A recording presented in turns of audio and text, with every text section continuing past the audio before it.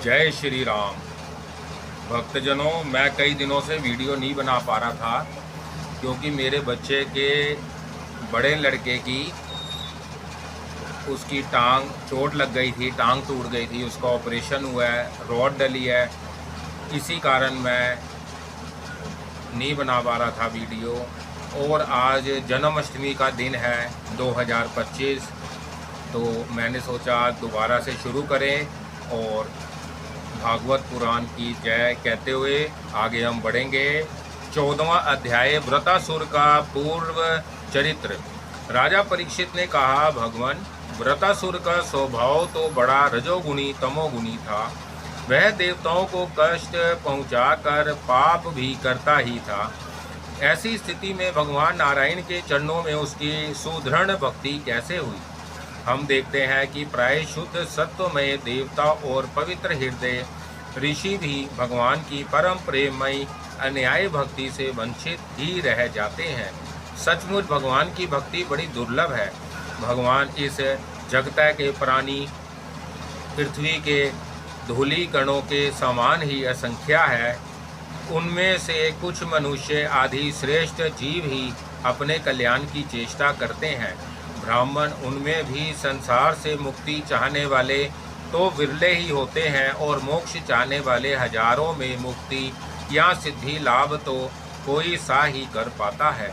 महामुने, करोड़ों सिद्ध एवं मुक्त पुरुषों में भी वैसे शांत चित्त महापुरुष का मिलना तो बहुत ही कठिन है, जो एकमात्र भगवान के ही परायण हो।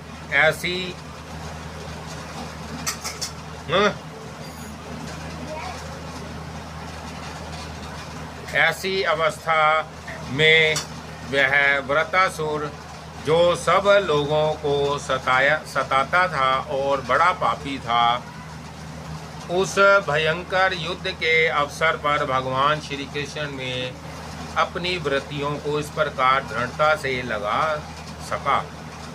इसका क्या कारण है प्रभु? इस विषय में हमें बहुत अधिक संदेह है और सुनने का बड़ा कौतूहल भी है। ओह, व्रतासुर का बल पौरुष कितना महान था कि उससे रणभूमि में देवराज इंद्र को भी संतुष्ट कर दिया। सूत जी कहते हैं, शौनकादि ऋषियों, भगवान शुकदेव जी ने परम श्रद्धालु राजश्री परीक्षित का यह श्रेष्ठ प्रश्न सुनकर उनका अभिनंदन करते हुए यह बात कही। श्री शुकदेव जी ने कहा, परीक्षित, तुम सावधान होकर यह इतिहास सुनो। मैंने इसे अपने पिता व्यास जी, देव ऋषि नारद और महर्षि देवल के मुंह से भी विधि पूर्वक सुना है। प्राचीन काल की बात है। शूरसेन देश में चक्रवर्ती सम्राट महाराज चित्रकेतु राज्य करते थे। उनके राज्य में पृथ्वी स्वयं ही प्रजा की इच्छा के अनुसार अत्र रस दे दिया करती थी। उनके 1 करोड़ रानियां थी और यह स्वयं संतान उत्पन्न करने में समर्थ भी थे, परंतु उन्हें उनमें से किसी के भी गर्भ से कोई संतान ना हुई। यो महाराज चित्रकेतु को किसी बात की कमी ना थी। सुंदरता, उदारता, युवावस्था, कुलीनता, विधा, ऐश्वर्य और संपत्ति आदि सभी गुणों से वह संपन्न थे। फिर भी उनकी पत्नियां बांझ थी, इसलिए उन्हें बड़ी चिंता रहती थी। वह सारी पृथ्वी के एक क्षत्र सम्राट थे। बहुत सी सुंदरी रानियां थी तथा सारी पृथ्वी उनके वश में थी। सब प्रकार की संपत्तियां उनकी सेवा में उपस्थित थी, परंतु वह सब वस्तुएं उन्हें सुखी ना कर सकी। एक दिन शाप और वरदान देने में समर्थ अंगिरा ऋषि स्वच्छंद रूप से विभिन्न लोकों में विचरते हुए राजा चित्रकेतु के महल में पहुंच गए। राजा ने प्रत्युत, धान और अर्धर्य आदि से उनकी विधि पूर्वक पूजा की। आतिथ्य सत्कार को जाने के बाद जब अंगिरा ऋषि सुखपूर्वक आसन पर विराज गए, तब राजा चित्रकेतु भी शांत भाव से उनके पास ही बैठ गए। महाराज महर्षि अंगिरा ने देखा कि यह राजा बहुत विनय है और मेरे पास पृथ्वी पर बैठकर मेरी भक्ति कर रहा है। तब उन्होंने चित्रकेतु को संबोधित करके उसे आदर देते हुए यह बात कही। अंगिरा ऋषि ने कहा, राजन, तुम अपनी प्राकृतियों, गुरु, मंत्री, राष्ट्रीय दुर्ग, कोष, सेना और मित्र के साथ सकुशल तो होना। जैसे जीव महातत्वादी 7 आवरणों से घिरा रहता है, वैसे ही राजा भी इन 7 प्राकृतियों से घिरा रहता है। उनके कुशल से ही राजा की कुशल है। नरेंद्र, जिस प्रकार राजा अपनी उपयुक्त प्राकृतियों के अनुकूल रहने पर ही राज्य सुख भोग सकता है, वैसे ही प्राकृतियां भी अपनी रक्षा का भार राजा पर छोड़कर सुख और समृद्धि लाभ कर सकती हैं। राजन, तुम्हारी रानियां, प्रजा, मंत्री, सेवक, व्यापारी, कामत्ते, नागरिक, देशवासी, मंडलेश्वर, राजा और पुत्र तुम्हारे वश में तो है ना। सच्ची बात तो यह है कि जिसका मन अपने वश में है उसके ये सभी वश में होते हैं। इतना ही नहीं, सभी लोक और लोकपाल भी बड़ी सावधानी से उन्हें से भेंट देकर उसकी प्रसन्नता चाहते हैं। परंतु मैं देख रहा हूँ कि तुम स्वयं संतुष्ट नहीं हो। तुम्हारी कोई कामना अपूर्व है। तुम्हारे मुंह पर किसी आंतरिक चिंता के चिन्ह झलक रहे हैं। तुम्हारे इस असंतोष का कारण कोई और है या स्वयं तुम ही हो। परीक्षित, महर्षि अंगिरा यह जानते थे कि राजा के मन में किस बात की चिंता है, फिर भी उन्होंने उनसे चिंता के संबंध में अनेकों प्रश्न पूछे। चित्रकेतु को संतान की कामना थी, अतः महर्षियों के पूछने पर उन्होंने विनय से झुककर निवेदन किया। सम्राट चित्रकेतु ने कहा, भगवान, जिन योगियों के तपस्या, ज्ञान, धारणा, ध्यान और समाधि के द्वारा सारे पाप नष्ट हो चुके हैं, उनके लिए प्राणियों के बाहर या भीतर की ऐसी कौन सी बात है जिसे वह ना जानते हो। ऐसा होने पर भी जब आप सब कुछ जानबूझकर मुझसे मेरे मन की चिंता पूछ रहे हैं, तब मैं आपकी आज्ञा और प्रेरणा से अपनी चिंता आपके चरणों में निवेदन करता हूँ। मुझे पृथ्वी का साम्राज्य, ऐश्वर्य, संपत्तियाँ, जिनके लिए लोकपाल भी ललायित रहते हैं, प्राप्त है, परंतु संतान ना होने के कारण मुझे इन सुख भोगों से उसी प्रकार तनिक भी शांति नहीं मिल रही है जैसे भूखे प्यासे प्राणियों को अत्र जल के सिवा दूसरे भोगों से। महाभाग्यवान महर्षि, मैं तो दुखी हूँ ही, पिंडदान ना मिलने की आशंका से मेरे पिता भी दुखी हो रहे हैं। अब आप हमें संतान दान करके परलोक में प्राप्त करने वाले घोर नरक से उबारिए और ऐसी अवस्था कीजिए कि मैं लोक परलोक के सब दुखों से छुटकारा पा लूँ। श्री सुखदेव जी कहते हैं, परीक्षित, जब राजा चित्रकेतु ने इस प्रकार प्रार्थना की, तब सर्व समर्थ एवं परम कृपालु ब्रह्मपुत्र भगवान अंगिरा ने त्वष्टा देवता के योग्य चरु निर्माण करके उससे उनका यजन किया। परीक्षित, राजा चित्रकेतु की रानियों में सबसे बड़ी और सद्गुणवती महारानी कृतदृष्टि थी। महर्षि अंगिरा ने उन्हीं को ज्ञान का अवशेष प्रसाद दिया और राजा चित्रकेतु से कहा, राजन, तुम्हारी पत्नी के गर्भ से एक पुत्र होगा जो तुम्हें हर्ष और शोक दोनों ही देगा। यो कहकर अंगिरा ऋषि चले गए। उस यज्ञ विशेष प्रसाद के खाने से ही महारानी कृतधृति ने महाराज चित्रकेतु के द्वारा गर्भ धारण किया। जैसे कृतिका ने अपने गर्भ से अग्नि कुमार को धारण किया था, राजन, शूरसेन देश के राजा चित्रकेतु के तेज से कृतधृति का गर्भ शुक्ल पक्ष के चंद्रमा के समान दिनों दिन क्रमशः बढ़ने लगा। तदंतर समय आने पर महारानी कृतधृति के गर्भ से एक सुंदर पुत्र का जन्म हुआ। उसके जन्म का समाचार पाकर शूरसेन देश की प्रजा बहुत ही आनंदित हुई। सम्राट चित्रकेतु के आनंद का तो कहना ही क्या था। वह स्नान करके पवित्र हुए, फिर उन्होंने वस्त्र भूषणों से सुसज्जित हो ब्राह्मणों से स्वास्ति वाचन कराकर और आशीर्वाद लेकर पुत्र का जातकर्म संस्कार करवाया। उन्होंने उन ब्राह्मणों को सोना चांदी वस्त्र आभूषण गांव घोड़े हाथी और 6 अर्बुद गौएं दान की। उदार शिरोमणि राजा चित्रकेतु ने पुत्र के धन यश और आयु की वृद्धि के लिए दूसरे लोगों को भी मुंह मांगी वस्तुएं दी। ठीक उसी प्रकार जैसे मेघ सभी जीवों का मनोरथ पूर्ण करता है, परीक्षित जैसे यदि किसी कंगाल को बड़ी कठिनता से कुछ धन मिल जाता है तो उसमें उसकी आसक्ति हो जाती है, वैसे ही बहुत कठिनाई से प्राप्त हुए उस पुत्र से राजश्री चित्रकेतु का स्नेह बंधन दिनों दिन दृढ़ होने लगा। माता कृतधुति को भी अपने पुत्र पर मोह के कारण बहुत ही स्नेह था, परंतु उनकी 100 रानियों के मन में पुत्र की कामना से और भी जलन होने लगी।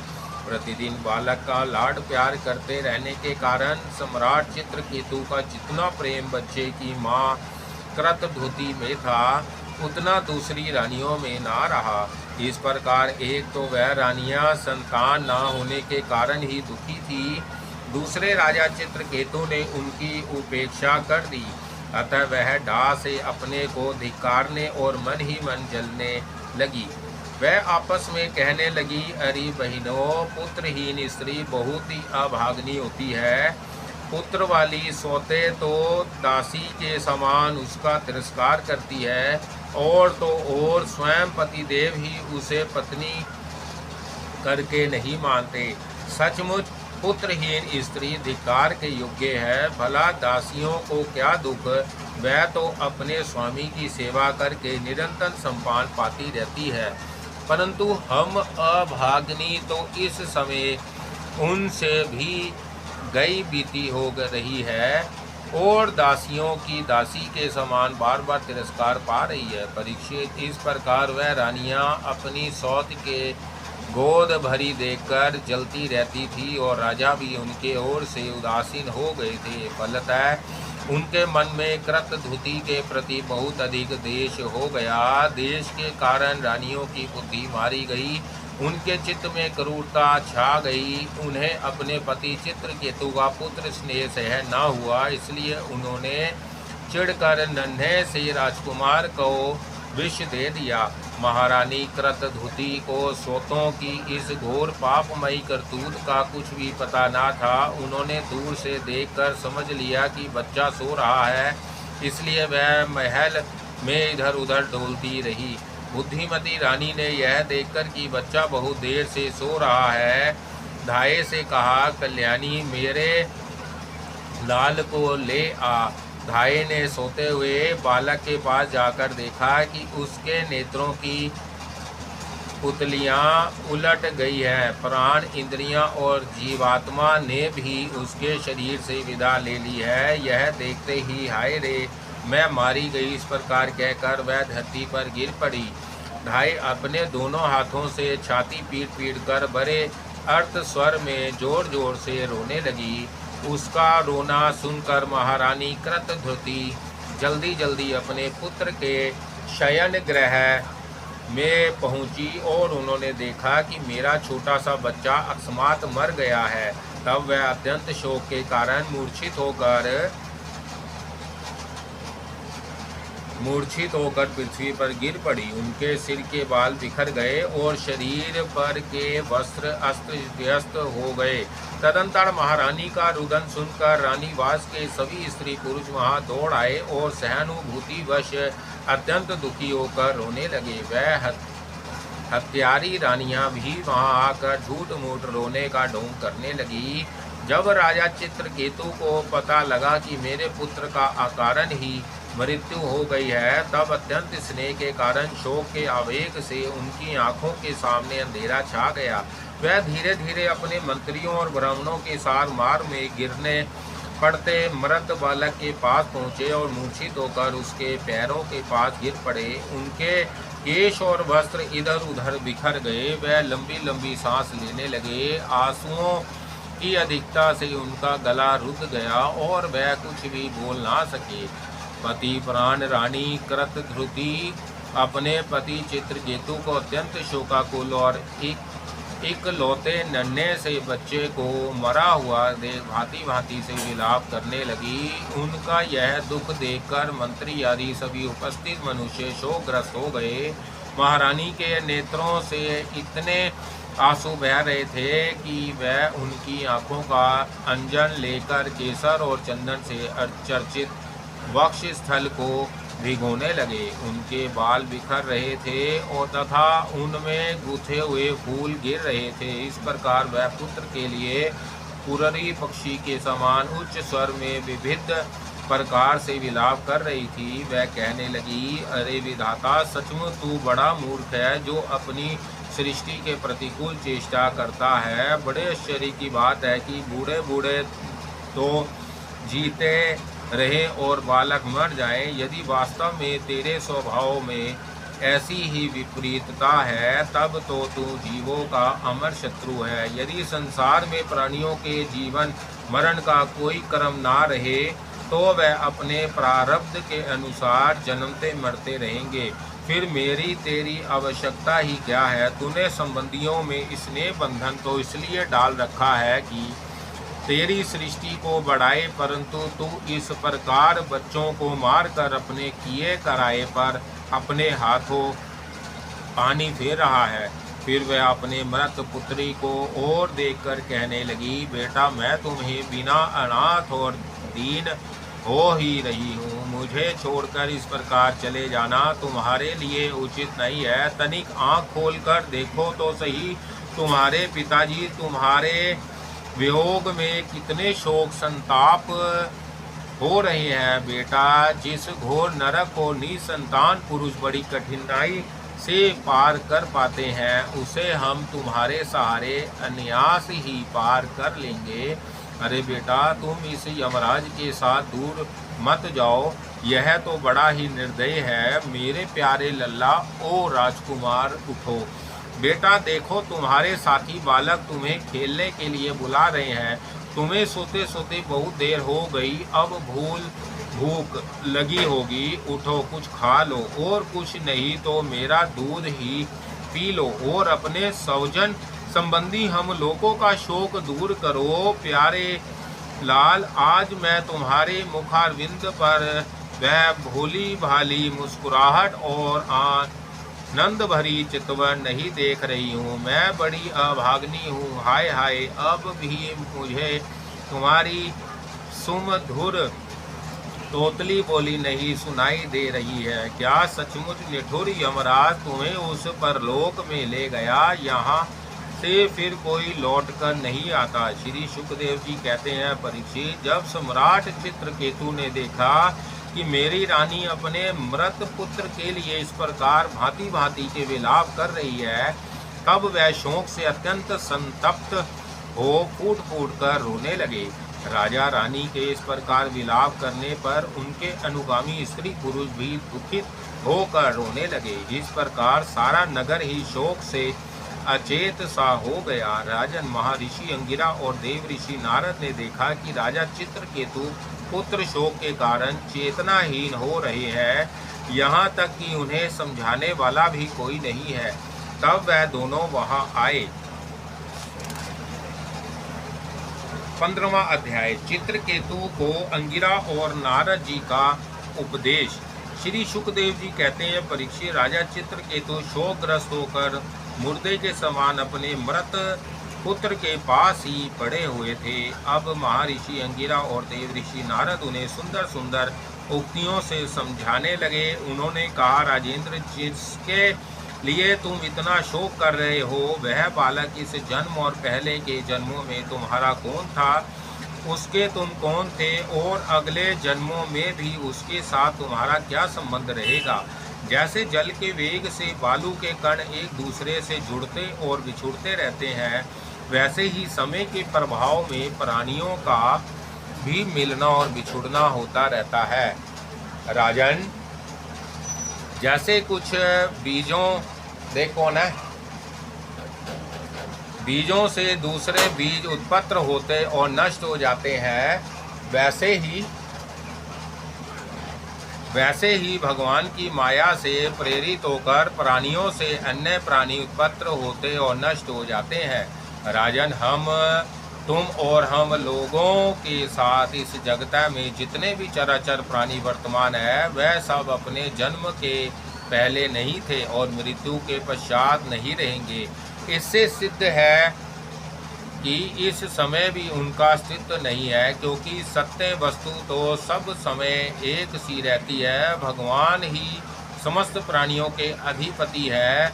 उनमें जन्म मृत्यु आदि विकार बिल्कुल नहीं है। उन्हें ना किसी की इच्छा है और ना अपेक्षा। वह अपने आप परतंत्र प्राणियों की सृष्टि कर लेते हैं और उनके द्वारा न्याय प्राणियों की रचना, पालन तथा संहार करते हैं।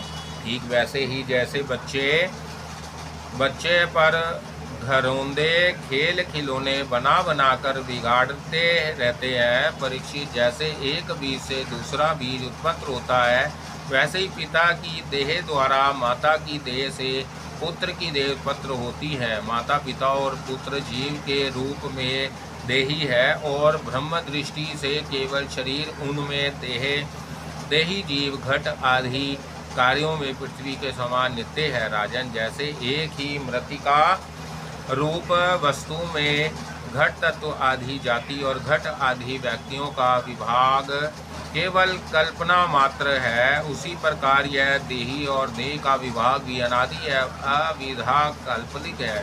श्री सुखदेव जी कहते हैं, राजन, जब महर्षि अंगिरा और देव ऋषि नारद ने इस प्रकार राजा चित्रकेतु को समझाया बुझाया, तब उन्होंने कुछ धीरज धारण करके शोक से मुरझाए हुए मुंह को हाथ से पोंछा और उनसे कहा, राजा चित्रकेतु बोले, आप दोनों परम ज्ञानवान और महान से भी महान जान पड़ते हैं तथा अपने को अवधूत वेश में छिपाकर यहाँ आए हैं। कृपा करके बताइए, आप लोग है कौन? मैं जानता हूँ कि बहुत से भगवान के प्यारे ब्रह्मवेता मेरे जैसे विषयासक्त प्राणियों को उपदेश करने के लिए उन्मत्त का सावेज बनाकर पृथ्वी का सब छंद विचरण करते हैं। सनंत कुमार, नारद, ऋषुभ, अंगिरा, देवल, असित, परत, राम, व्यास, मार्कंडे, गौतम, वशिष्ठ, भगवान परशुराम, कपिलदेव, शुकदेव, दुर्वासा, यज्ञवल्लय, जातु, कर्ण, अरुणि, रोमश, चैवन, दत्तात्रेय, असुरी, पंतंजलि, वेदशिरा, बोध मुनि, पंचशिरा, हरणनाभ, कुशल्या, श्रुतदेव और ऋष्यध्वज, ये सब तथा दूसरे सिद्धेश्वर ऋषि मुनि ज्ञान दान करने के लिए पृथ्वी पर विचरते रहते हैं। स्वामियों, मैं विषय भोगों में फंसा हुआ मूढ़ बुद्धि ग्राम्य पशु हूँ और अज्ञान के घोर अंधकार में डूब रहा हूँ। आप लोग मुझे ज्ञान की ज्योति से प्रकाश के केंद्र में लाइए। महर्षि अंगिरा ने कहा, राजन, जिस समय तुम पुत्र के लिए बहु ललाई थे, तब मैंने ही तुम्हें पुत्र दिया था। मैं अंगिरा हूँ। यह जो तुम्हारे सामने खड़े हैं स्वयं ब्रह्मा जी के पुत्र सर्व समर्थ देव ऋषि नारद है। जब हम लोगों ने देखा कि तुम पुत्र शोक के कारण बहुत ही घने अंधकार अज्ञान अंधकार में डूब रहे हो, तब सोचा कि तुम भगवान के भक्त हो, शोक करने योग्य नहीं हो, अतः तुम पर अनुग्रह करने के लिए ही हम दोनों आए हैं। राजन, सच्ची बात तो यह है कि जो भगवान और ब्राह्मणों का भक्त है, उसे किसी अवस्था में शोक नहीं करना चाहिए।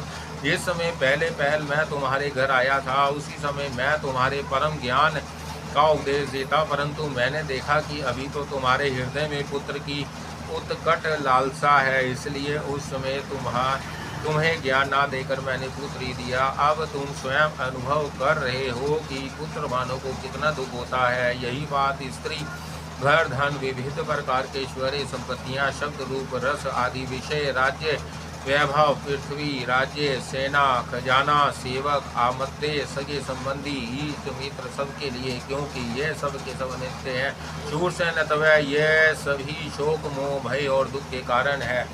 मन के खेल खिलौने हैं, सर्वथा कलिपत और मिथ्या है, क्योंकि यह ना होने पर भी दिखाई पड़ रहे हैं। यही कारण है कि यह एक क्षण दिखने पर भी दूसरे क्षण लुप्त हो जाते हैं। यह गंधर्व नगर स्वप्न, जादू और मनोरथ की वस्तुओं के समान सर्वथा असत्य है। जो लोग कर्म वासनाओं से प्रेरित होकर विषयों का चिंतन करते रहते हैं, उन्हीं का मन अनेक प्रकार के कर्मों की स्थिति करता है। जीवात्मा का यह देह जो पंचभूत ज्ञानेंद्रियां और कर्मेंद्रियों का संघात है, जीवों को विविध प्रकार के क्लेश और संताप देने वाली कही जाती है। इसलिए तुम अपने मन को विषयों में भटकने से रोककर शांत करो, स्वस्थ करो और फिर उस मन के द्वारा अपने वास्तविक स्वरूप का विचार करो तथा इस देह भ्रम में नित्यत्व की बुद्धि छोड़कर परम शांति स्वरूप परमात्मा में स्थित हो जाओ। देव ऋषि नारद ने कहा, राजन, तुम एकाग्रचित से मुझसे यह मंत्रोपरीक्षित ग्रहण करो। इसे धारण करने से 7 रात में दर्शन होगा। नरेंद्र, प्राचीन काल में भगवान शंकर आदि ने संस्कृत के ही चरणकमलों का आश्रय लिया था, इसलिए उन्होंने देह भ्रम का परित्याग कर दिया और उनकी इस महिमा को प्राप्त हुए, जिससे बढ़कर तो कोई है ही नहीं, समान भी नहीं है। तुम भी बहुत शीघ्र ही भगवान के उस परम पद को प्राप्त कर लोगे।